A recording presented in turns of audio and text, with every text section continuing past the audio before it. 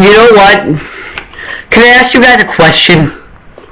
How come when you go to get what you want, you don't get what you want?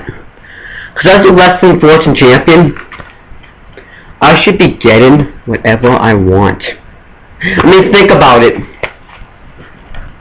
I should be getting what I want. Because think about it. I proposed a challenge for the Wrestling Fortune Championship and nobody even accepted. And it can't be like 24/7 rule. No. It's gotta be in the win. That's why I suspended it. So, I think you guys need to realize that you're looking at the next person that's gonna be wherever we fight, holding this above my head, victorious. Thank you. But that's not why I'm here. Well, actually, it's my house, but that's not why I'm here. I'm here to review WWE No Way Out 2006. So let's get on with the first match. I'm going to be doing this on my phone. So we have Gregory Helms versus Scotty 2 Hotty versus Paul London versus Brian Kendrick versus Funaki versus Super Crazy versus Psychosis versus Nunzio versus Kid Cash for the Cruiserweight Championship. And the match was 10 minutes and 3 seconds. Good match. You see, this was a good opener. This is how you should open a show, with good high-flying action. Because we had, Psychosis and Super Crazy flying over the top rope, taking out both London and Kendrick. We had, Nunzio doing, you know how those look like, he does like a flying, I'm gonna call it like a leg lariat or something like that. We have, Gregory Helms got some pretty abuse in this match. He was the champion. He got sliced and bread. I thought he was going to get the 450, but I think he got like I don't know what it's called, but he got like a little thing off it was like the Kenting bomb. Then we had, the Worm. So it was a good, yeah, good. But then, you see, this was what makes me though miss this Cruiserweight Championship. WWE now is obsessed with making world champions. Let's take a look at Sheamus, for example. You could have built him up differently. You could have had him hold the United States Championship for maybe a good few months. Maybe to WrestleMania. Then you could have had him win the Money in the Bank ladder match. Keep beating good people. And then you have him cashing at SummerSlam against whoever the champion is. Then that's how you should make a star. But that's not what happened. What happened was he went right for the WWE Championship after not even that much build. I understand you want to make new stars, but that wasn't a way to make new stars. You could have done maybe Miz. You could have done at the time. I'm trying to think of superstars at the time. You could have done other people. You could have done Mark Henry. Actually, he was face. You could have done one of those. You could have done either Ted DiBiase or Cody Rhodes when he was in Legacy. But overall, good match. It's just a shame why they're making world champions. You could, cruiserweights are what make the company good, because you have Nunzio, a guy who could never be a world champion, show what he had. You have guys like Funaki. So good match. Then we have Philly backstage being interviewed, saying, "I want to stop fighting people." He takes the girl that's interviewing him out to the ring, which is pretty cool. Then we have Bobby Lashley coming out to make the save, and JBL is coming out because he has a match with him, thinking he was going to be hurt enough, but he wasn't that hurt enough. He did fight Finley off. So this match was a decent match. It wasn't the best match ever, but I did enjoy this match. We had neck breakers, belly throws outside the ring, JBL, like, it was a good match. Bobby Lashley's undefeated streak was on the line. But then, I actually like the end of it. Finlay comes back out, throws Tony Jimmo in the win, and hits Lashley in the throat with the shillelagh, and JBL gets the clothesline from hell, and costs Lashley his first loss in the WWE. So, decent match. The match was 10 minutes and 58 seconds, so good stuff. Next then we have Randy Orton and Kurt Angle backstage. That was decent stuff right there too. Randy Orton, I think, yeah, Batista was out there, but I couldn't find the YouTube video when he was out there, so I couldn't find it, so I'm sorry. It gets kind of iffy, because it was good. Randy Orton was backstage saying, I'm going to be the next World Heavyweight Champion, because, like, I'm not even focused on you tonight, Randy. I'm focused on The Undertaker. Which makes sense, because if you aren't focused on The Undertaker, you know, it gets squashed like a bug. But, let's get on to the next match. Next match was, we had Eminem and Matt Hardy. No, wait, no, I messed that up. Eminem versus Matt Hardy and Tatanka, and the match was 10 minutes and 28 seconds. Decent tag team match. I did try to get to talk about this for that sort of fan reaction, but everyone was like, dead. That crowd was dead. Like, that crowd did not react whatsoever that Tatanka was out there. I didn't really either, because one, I don't really know Tatanka, and two, that's actually really the main reason.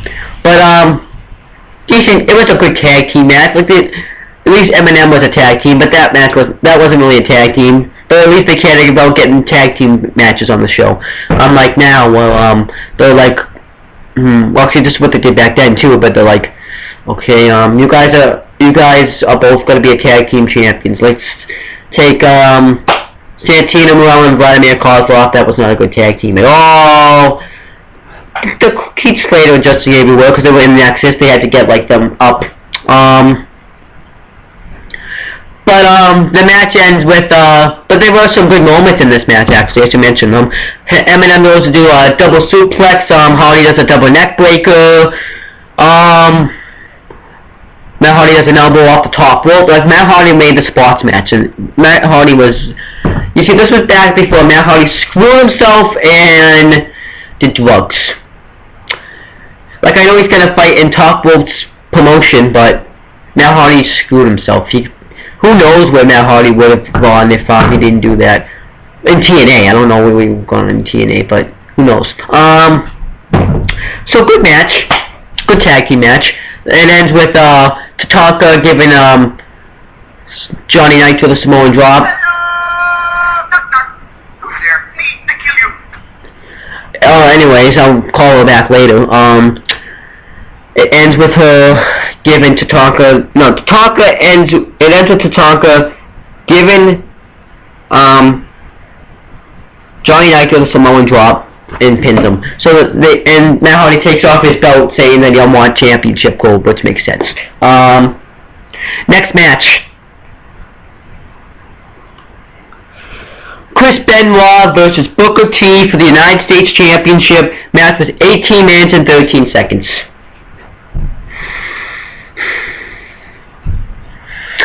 Let's get these thoughts going here. Like, it was a good match, but I'm just talking about back then. They treated their championship like they treated all the titles. They cared about the titles. They cared about the Cruiserweight Championship. They at least, like, the tag team titles weren't defended, but they at least cared to get them on the show. They at least cared to get this, like, look at these guys, Booker T and Chris Benoit. Two former World Heavyweight Champions. Booker T, a former tag team champions, Intercontinental champions, all that stuff.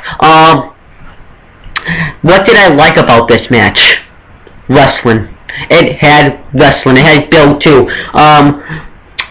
Chris Benoit got screwed out of the United States Championship by Booker T at so many occasions. He was never able to get his hands on him. And if Booker T didn't wrestle, then he would forfeit the title, which was really, and they beat him in, so that was good. But they had wrestling though. There was no like, okay, I'm gonna come back, do soda blocks, do my 5 moves of doom, as people call it. This actually had wrestling in it. They had Chris Benoit doing German suplexes, superplex off the top rope,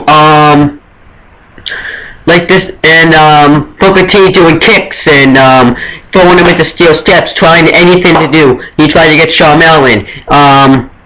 I actually thought it was over when Booker T gave Chris Benoit the scissors kick, but that wasn't the case. So this was a good match. Why is it though that, like, let's see, 2006, the United States Championship was treated like the World Heavyweight Championship. What's up? And like this was like a world title match. Like this could have been a world title match, but like today, you look at the United States Championship. Okay, yeah, it was Zack Ryder and Dolph Ziggler were the United States champions, but Jack Swagger, All-American, actually fitted him, and they never used him. Okay, yep, you're gonna go wrestle Justin Gabriel in a last-second match. Okay, you're gonna go wrestle Santino and lose the United States Championship off a Cobra, and then Santino's now the United States champion, and he's a guy that's just there for the comedy and the kids. Like, it just makes me sick to my stomach that the PG era. Like, why? Why is Santino the United States champion? Like look at the names that have been the United States champion. Chris Benoit. We had Booker T, MVP, John Cena, Big Show, Eddie Guerrero, Carlito, even. The list goes on and on. Stone Cold Steve Austin. And then to see the United States Championship now in the hand of a guy who just does this all day and does comedy skits, it's just disgusting. It just disgusts me. It makes me a bad taste in my mouth. Even like a guy like Miz now can't even beat Santino off a Cobra. He loses. Yeah, he can kick out of No, let me think. Hold on. Let me just call. Yeah, he can beat John Cena in the main event of WrestleMania, but last year. But he can't beat Santino in a pre-show match for the United States Championship. Yeah, you guys are cool. But even though good match, I actually like the ending. You get the sharpshooter, and it looked like he wasn't going to make a difference, but then Benoit gets him in the crossface, and Benoit ends up tapping out. So, good stuff right there. Then it shows him celebrating backstage with Rey Mysterio, and he tells Rey Mysterio to take out Randy Orton to beat him. So, next match.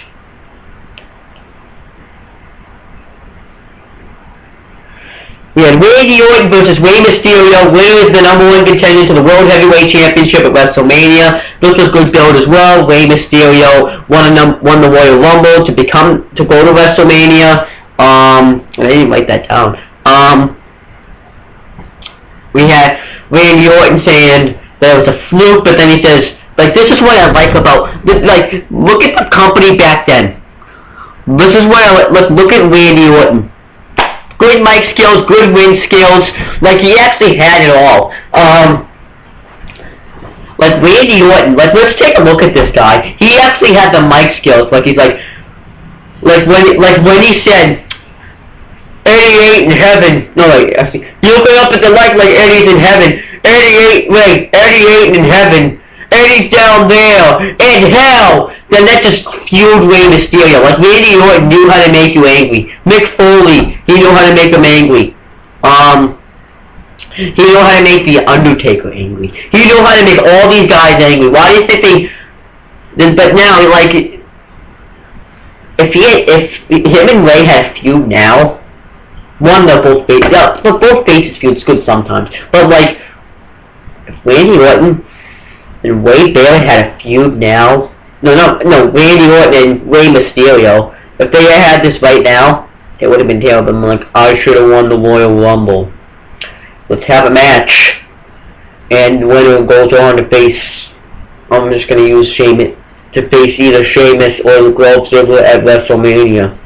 He's like, and then they'll be like, okay, and then they'll just have tag team matches, like better man will win on Sunday. This was like, I hate you, so I am going to put my WrestleMania spot without thinking. Like, you actually got him angry enough to do this. This is how you should book Randy Orton. Why can't he, like you look at him now, and I'm glad he's suspended. Like, I am just, thank you, WWE, for suspending that guy. Do you really think anybody cares that he's gone? Like, do you really? But, now that, you see, this is what they should do. They should make, when he comes back, he should have a whole different character. But, like, look at the way he was doing this match. He was a cocky SOB. They even mentioned it, too. He was so cocky. He toyed with Ray. He even had, like, he wasn't like Viper. He was a cocky SOB, like Triple H trained him. This is how he was booked. He toyed with Ray. He had a concussion, too, so. But, like the match was good. Like, Randy Orton and Rey Mysterio, back then, that was a good match. Now, it wouldn't be that good of a match. I've seen it now. It wasn't that good. Yeah. Then the ending was cool, too. Randy Orton, Rey Mysterio goes for the 619. Randy Orton hooks him up and he uses the ropes. And, wins the match. Then he says, "Hey, Ray! I am going to the main event of WrestleMania!" Then he goes, "Where are you going?" And also what made this match good too was the commentators are like disturbed. They act like they legit hated that guy, and everyone hated that guy, and the crowd made this match good as well. Like, this match was actually a good match. Like, so but then So then Rey Mysterio would go on to WrestleMania, and Randy Orton, like, this is something they did right. I actually also want to mention this. When people win the Royal Rumble now, they don't have a storyline really. They're like, "Oh, what do we do with you? We don't know what to do with you." Back then, like Rey Mysterio and Randy Orton, they had a feud. They knew what they were doing with them. Let's get on. And then they had Rock and Big Show feud. They knew what they were doing with that.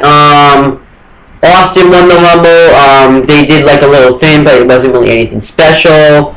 Then we had Austin feuding with Triple H.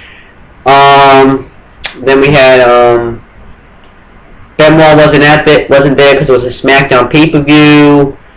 Batista made an appearance there like he was going to face him, so they didn't really know what they were doing with Batista quite yet, which is understandable. But this one, like, why can't they do this today? Like, now we see, okay, Sheamus, we don't know what to do with you, so we're just going to have you do some commentary, not pick your opponent until WrestleMania. Now, and then last year, Del Rio was feuding with Kofi Kingston. I understand at least it was a feud, but it wasn't really anything special. What else was there? 2007, they knew what they were doing.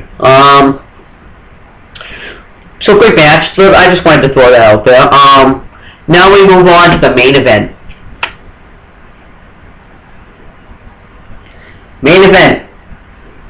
Kurt Angle versus The Undertaker for the World Heavyweight Championship, and the match was 29 minutes and 37 seconds. If I didn't tell you, the Rey Mysterio Randy Orton match was 17 minutes and 28 seconds, but oh yeah! What a match! Like, look at those guys. Undertaker versus Kurt Angle. What an awesome match! Like, I enjoyed this match from head to toe. Let's take a look what happened. Undertaker goes for the boot, Angle ducks out of the way, Angle goes for the German suplex, Undertaker grabs the ropes, Undertaker goes for a punch, Angle moves out of the win. So it was like good high-paced action. Then, I didn't enjoy it, but I'm just going to get to the spots that I enjoyed the most. Then Undertaker goes for the leg drop, and Angle grabs his ankle, and he has him in an ankle lock outside the ring. Like, I actually enjoyed that part. Then we had Taker throw on Kurt Angle right into Tony Gimmel. Tony Gimmel got used a lot tonight, by the way. And then, Angle slams Undertaker through the cable, and it was like, whoa! Well, it wasn't really like, whoa, but like, and then, they're in the ring, the referee's about to count to 10, they're like, no, this is BS, I am not gonna win by counter. I want to win by pinfall. So then he goes to get Undertaker. And then they go into like a submission fight after this. Undertaker has the triangle choke, ankle lock, the ankle lock, triangle choke, ankle lock, triangle choke, ankle lock. Then he just kicks them off. Then we have choke slam. Then we have then we also have ankle slams after he does the two ankle locks throughout the match. Then we have doing a great throw off the ropes. Then we have Taker doing a choke slam. I think I mentioned that. Then Taker's about to go for the tombstone pile drive, and normally when he gets like his legs up like this, I can't really show you, but then you're done. But then Angle reverses it into a tombstone. Taker reverses it into a tombstone. Then it's an ankle lock. Then he really puts the pressure on. Then Taker gets out of it. Taker goes in the triangle choke, and then like, oh no, it's done. Angle looks like he passes out. They knock him down 3 times. Then Angle rolls him up into a jackknife pin, and then the match is over. And then Taker thought he won, and then Angle wins. Then the Taker goes, I got your number. So then it would be Kurt Angle. So then it was a great match, like head to toe. I enjoyed this match. But then at WrestleMania, the things they would do was no Cruiserweight Championship matches, which was kind of a disappointment. Then there was some. Then Lashley, Finlay, Matt Hardy went to the Money in the Bank ladder match. JBL went on to face Chris Benoit for the United States Championship. Eminem did nothing. Eminem and Tatanka did nothing. Booker T and his wife went on to face Boogie Man in a handicap match. Randy Orton, Ray, and Angle would have a triple threat match at WrestleMania. And Taker would go on to face Mark Hamill in a casket match. So, my match of the night was definitely Kurt Angle and The Undertaker. Worst match of the night was JBL and Bobby Lashley, because it was a decent match, but not anything special. But there's No Way Out, no complaints really, not really any complaints. That's pretty much my review. I'm going to be doing 2007 now. And then if you want to see the other reviews, they're going to be in the description box. And I just want someone to accept my challenge. And when they accept this challenge, I will be holding this Wrestling Fortune Championship in wherever we're fighting. See you later.